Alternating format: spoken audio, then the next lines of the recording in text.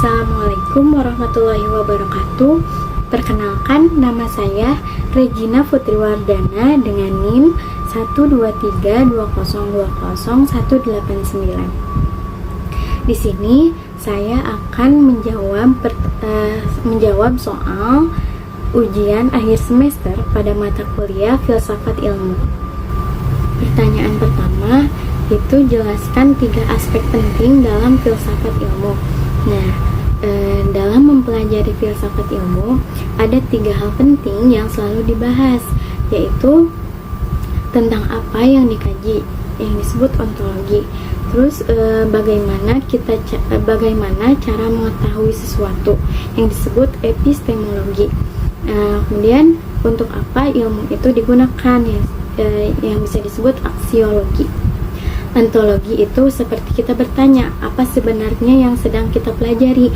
Misalnya saat belajar biologi, objeknya adalah makhluk hidup. Nah, kemudian epistemologi lebih ke cara berpikir, cara mendapatkan kebenaran, apakah melalui penelitian, pengamatan, atau logika. Lalu kemudian aksiologi membahas soal nilai, apakah ilmu itu bermanfaat atau malah merugikan. Nah, intinya ketiga aspek ini saling berhubungan dan membuat ilmu tidak hanya sekedar tahu, tapi juga mengerti dan bertanggung jawab. Pertanyaan yang kedua, jelaskan secara sistematik upaya manusia dalam mencari pengetahuan ilmiah. Nah, sejak dulu manusia selalu ingin tahu dan mencari jawaban atas hal-hal yang terjadi di sekitar mereka.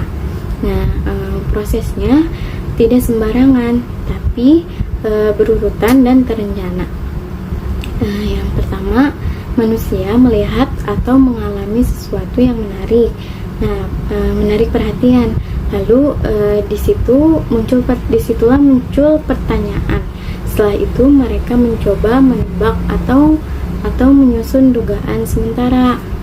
Nah, untuk membuktikan dugaannya, mereka melakukan penelitian atau eksperimen.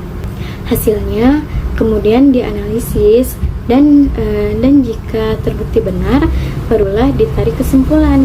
Jadi pengetahuan ilmiah itu dicari bukan asal percaya, tapi melalui proses yang masuk akal, bisa dibuktikan dan bisa diuji kembali oleh orang lain. Pertanyaan yang ketiga, syarat pengetahuan ilmiah, sarana dan khasanahnya. Nah, pengetahuan disebut ilmiah kalau memenuhi beberapa syarat. Pertama, harus bisa dibuktikan lewat pengalaman nyata, bukan sekadar katanya.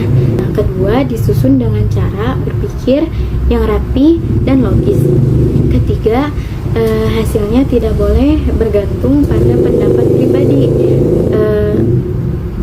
Tidak boleh bergantung pada pendapat pribadi saja, tapi bisa diterima secara umum. Nah, untuk mencapainya, manusia memakai sarana seperti bahasa, alat penelitian, logika, dan teknologi. Nah, pengetahuan ilmiah sendiri sangat luas, mulai dari ilmu alam seperti fisika, biologi, ilmu sosial seperti ekonomi dan sosiologi, sampai ilmu terapan seperti kedokteran atau teknik nih. Nah, semua itu masuk dalam kumpulan pengetahuan ilmiah, termasuk kumpulan pengetahuan ilmiah yang terus berkembang. Selanjutnya pertanyaan yang keempat, ilmu bebas nilai atau terikat nilai ya. Menurut saya ilmu harus terikat dengan nilai, walaupun itu bersifat objektif dan mencari kebenaran. Tetap saja penggunaannya tidak bisa sembarangan. Ilmu bisa digunakan untuk hal baik atau buruk, tergantung siapa yang memegangnya. Contohnya, teknologi bisa membantu manusia, tapi juga bisa digunakan untuk merusak jika tidak dibarengi dengan tanggung jawab. Nah, jadi penting sekali ilmu dikembangkan dengan memperhatikan nilai-nilai moral seperti kejujuran, kemanusiaan, dan keadilan. Nah, apalagi dalam pandangan agama, ilmu itu adalah amanah. dan penggunaannya harus membawa manfaat, bukan kerusakan. Selanjutnya, pertanyaan yang kelima, perbedaan pendekatan kuantitatif dan kualitatif serta kontribusinya. Nah, pendekatan kuantitatif dan kualitatif itu seperti dua cara pandang dalam melihat suatu masalah. Pendekatan kuantitatif biasanya pakai angka dan data statistik, cocok untuk hal-hal yang bisa dihitung seperti jumlah, persentase, atau hubungan antar variabel.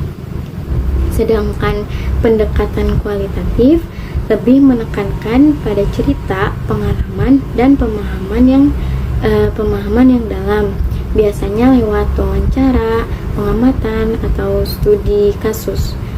Dua pendekatan ini sama-sama penting dalam pengembangan ilmu. Yang satu memberi data yang bisa generalisasikan, yang sementara yang satu lagi memberi pemahaman yang lebih dalam dan manusiawi. Kalau digabung, hasilnya bisa lebih lengkap dan bermanfaat.